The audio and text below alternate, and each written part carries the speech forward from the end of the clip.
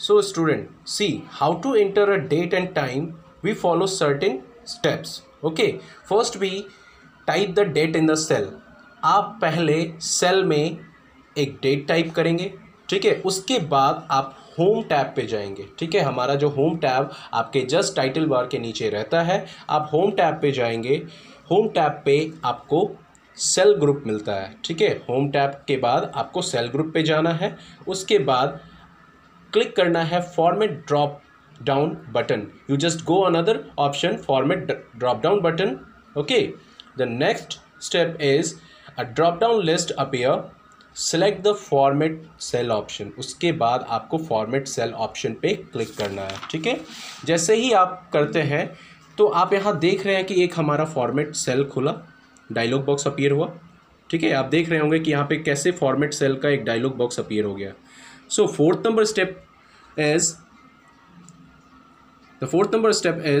format cell dialogs appear, dialog box appear. See, a format cell dialog box appear on your screen. Ensure that the number tab is selected.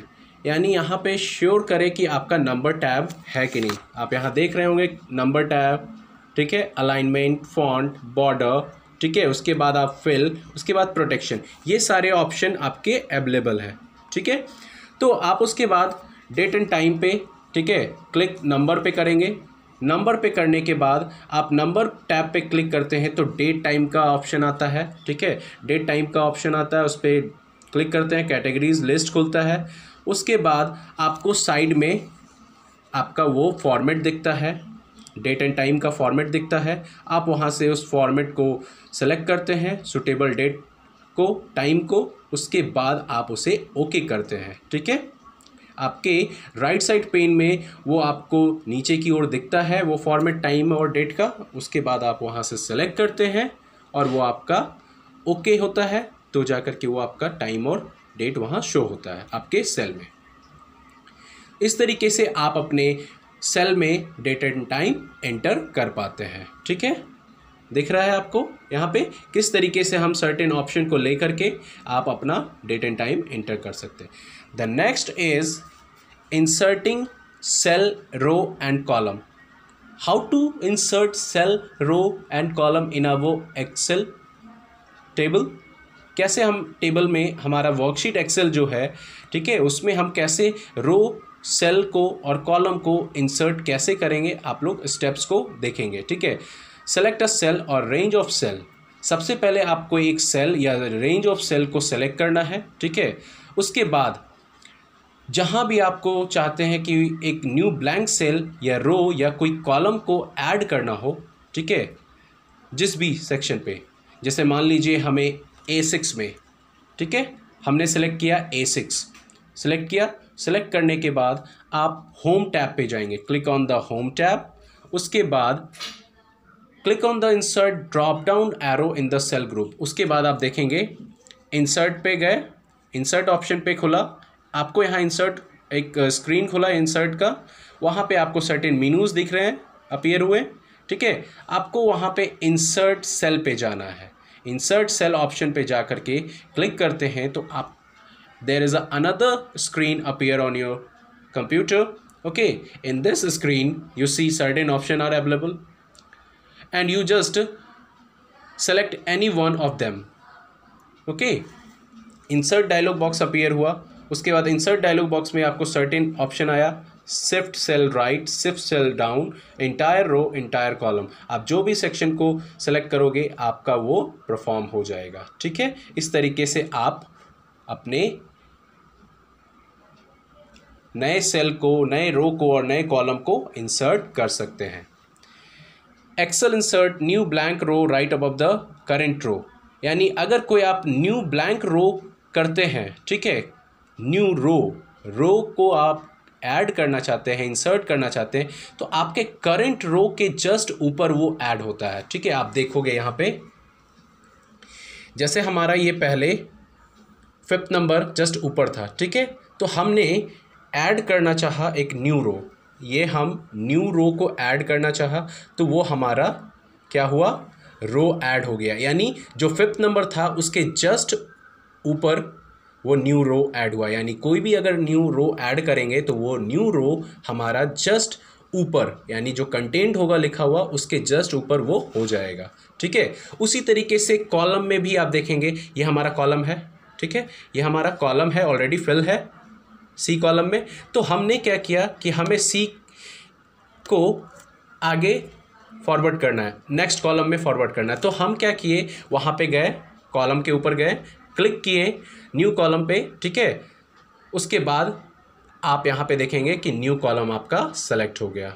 इस तरीके से हम अपना insert कर सकते हैं, एक सेल को, एक रो को और एक कॉलम को भी कैसे हम इंसर्ट कर सकते हैं अपने वर्कशीट एक्सेल में। Okay, then comes to the next topic, deleting cell, rows and column.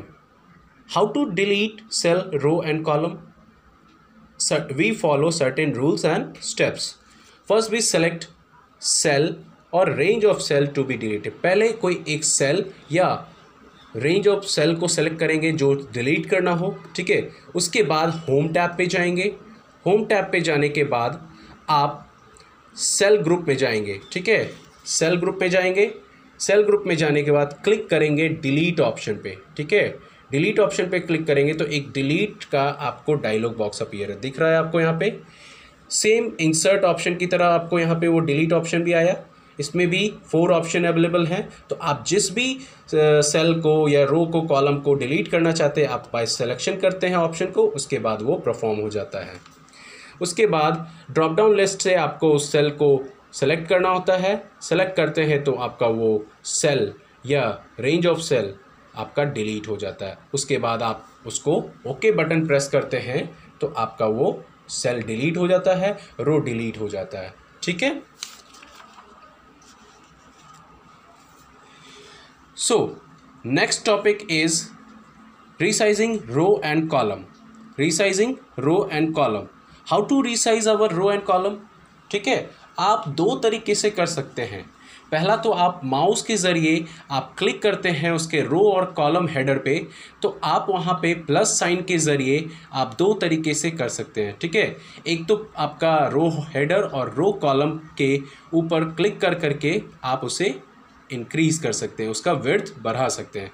लेकिन दूसरा जो है, आप स्टेप्स को फॉलो कर करके भी आप अपने रो एंड कॉलम को, उसके साइज़ को बढ़ा सकते हैं, ठीक है। आप यहाँ देखेंगे, सबसे पहले हम लोग उस सेल पे क्लिक करेंगे रो और कॉलम के, जिसको हाइट और विड्थ हमें उसको रिसाइज करना हो, ठीक है। सबसे पहला जो प्रोसेस है, फर्स्ट स्टेप में जिस रो और कॉलम को हमें उसके हाइट को क्लिक करना है उसको क्लिक करेंगे, ठीक है। उसके बाद होम टैब पे जाएंगे। होम टैब पे जाने के बाद फॉर्मेट, एक डायलॉग बॉक्स आएगा ड्रॉप डाउन एरो के साथ, ठीक है। आप यहाँ देख रहे होंगे, यहाँ पे आपका एक फॉर्मेट है, ये रहा फॉर्मेट का ऑप्शन। उस पर एक ब्लैक कलर का एरो है, उस पर क्लिक करेंगे तो हमारा इतना ऑप्शन अवेलेबल हो जाएगा, ठीक है। उसके बाद जो फर्स्ट ऑप्शन आपका यहाँ पे होगा, आप देख रहे होंगे row height, row height option आया। रो हाइट और या तो कॉलम विड्थ, 2 ऑप्शन आप सेलेक्ट कर सकते हैं, या तो रो हाइट या तो कॉलम विड्थ। उसके बाद सेलेक्ट करने के बाद आप वहाँ पर जैसे ही रो हाइट सेलेक्ट करते हैं, रो हाइट मैंने सेलेक्ट किया, उसके बाद आप देखेंगे row height dialog box appear हुआ या column height, column width dialog box appear हुआ।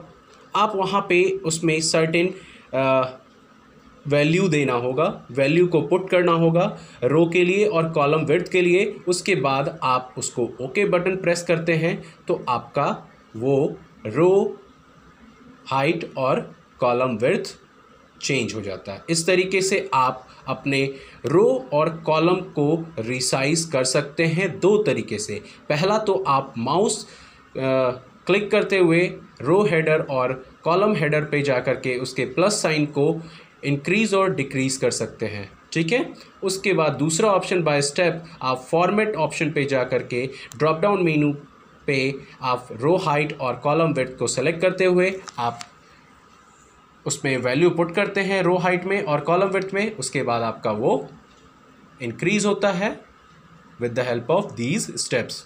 Okay, so these are the topics for today. The next topic in the next video. Thank you.